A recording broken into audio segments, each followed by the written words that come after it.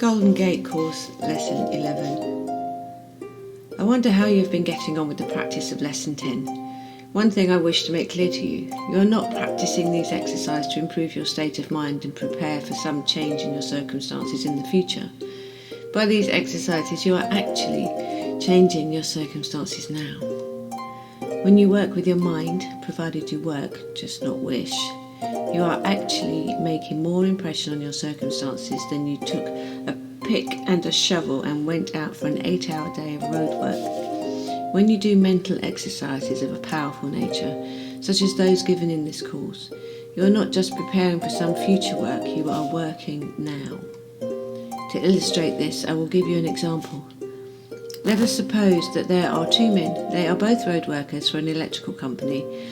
Both are desirous of the good things of life: a comfortable home, nourishing food, a good education for the children, and money to spend on holidays. One of them, thinking that he has little hope of getting these things, works doggedly all day and spends his evenings at the local. The other man sits back in his chair in the evenings and thinks, "Dad's dreaming again," his family says laughingly. "Always building castles in the air, he is." "I want something better than this life," he replies. Thinking about it won't get you anywhere, they say, but thinking does. But first of all, that man, we'll call him Peter, sat down and thought of what exactly he wanted from life. Then he continued to wonder what chance he had of getting it. Mentally, he looked around at those others he knew.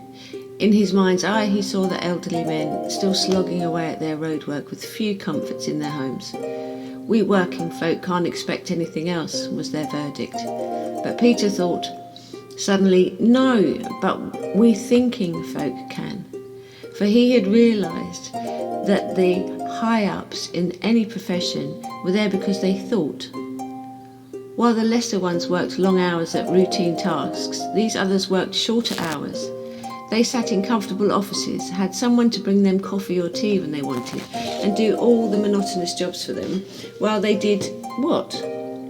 They thought, Peter said to himself, wonderingly. He was filled with an inward excitement.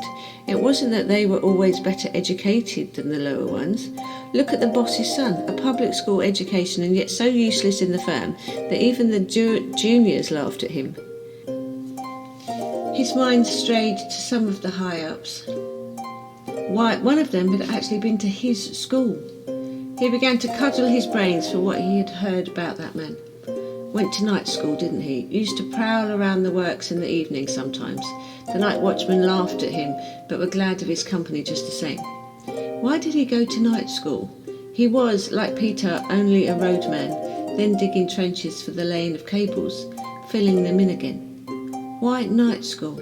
Well, perhaps he wanted to be something more than a roadman. That was it. Must have been thinking of himself in that high-up position. He must have literally thought himself into it. With rising excitement, but still leaning lazily back in his chair evening after evening, Peter resolved to think his way up too. But how? If he wanted to think for his firm instead of just labouring for it, he must have, yes, that's it, ideas. Ideas for benefiting the firm, cutting down expenses, increasing efficiency. Where had he heard that an improvement was needed? Yes, now he remembered.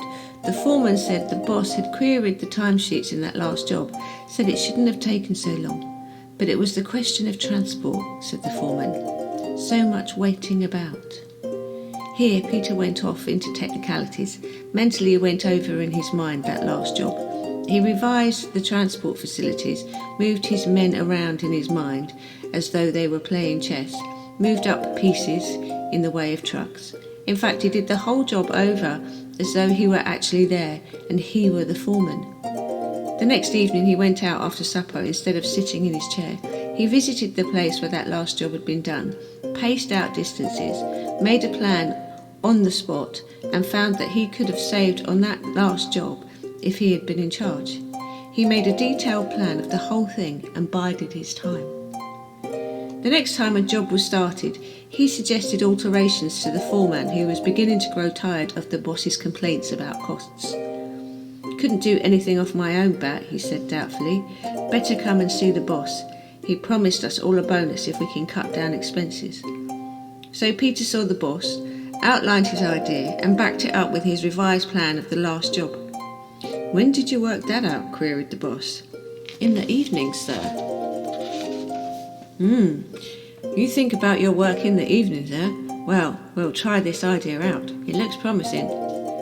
With 1 or 2 alterations it worked, and the men got their bonus. The next time another foreman was needed, it was Peter who got the job, and that was only the first step up. "Well," exclaimed his family, pleased but puzzled, "and he's such a dreamer too." Do you see the idea? You improve your circumstances by thinking. Remember, there are 2 ways. One way is to think out a detailed plan around your own interests and capabilities. This is a powerful way to success. The second is to build a mental mould of prosperity in your mind, to get the abundance consciousness, to think of riches and expect riches. Also a powerful method. But if these 2 ways are combined in the way I am showing you in this course, nothing can stand in the path of your success. Continue with the exercises exactly as before. Go on disposing of obstacle number 1. Train yourself to thought build strongly by knowing what you are doing while you are doing it. Know, feel and see with your inner eyes the hidden forces which are being set in motion by your words and actions. Have a tremendous belief and you will come to a tremendous success. Say often to yourself, "My good fortune will come because I am learning how to think, and I thought build prosperity now." Here is secret exercise number 4. It is the most powerful of all. Don't speak of these exercises. Do them silently and they will raise your vibration, putting you into contact with the invisible realm where wonders happen. Secret exercise number 4. This is an exercise for power. Power to overcome obstacles, to grow into a spiritual giant, power to receive all that you need for a joyous, free, abundant life. When you are alone and will be undisturbed for a while, begin your exercise.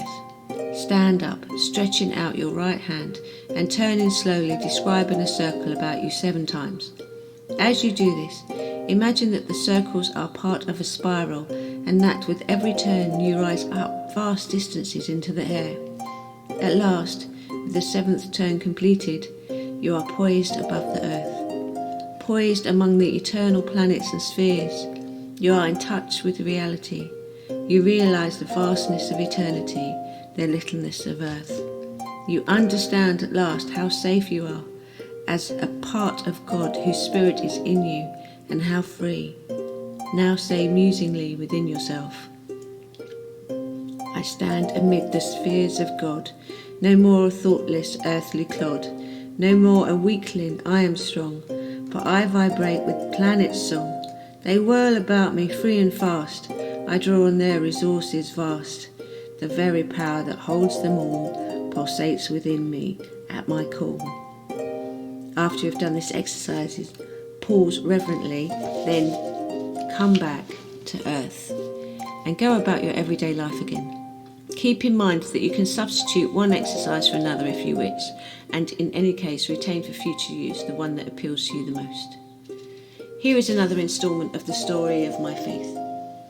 As you read the previous ones, you may have wondered why I visualised separate huts for offices and not one large building. The reason was that separate huts would allow me to expand by degrees. As the money became available, I was able to add an office. This worked out well.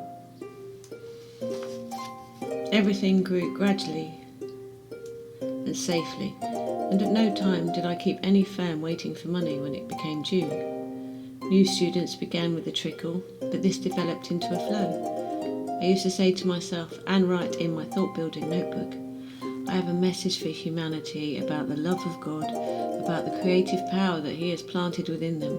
I have to tell them how noble is man because he is God's offshoot, offspring and heir, that He is an ever-living being travelling through eternity here and now, that He has cause to feel safe and beloved, to live in the glorious liberty of the children of God. Because I have this vital message, I want to spread it far and wide to all those who are ready for it. So I expect my work to flourish exceedingly and to be a blessing to the awakening ones in God's kingdom.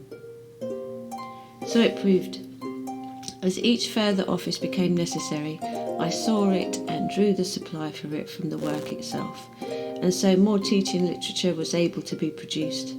Everybody who had the course wanted more. The first course grew from 8 lessons to 12, from 12 to 18, from 18 to 26.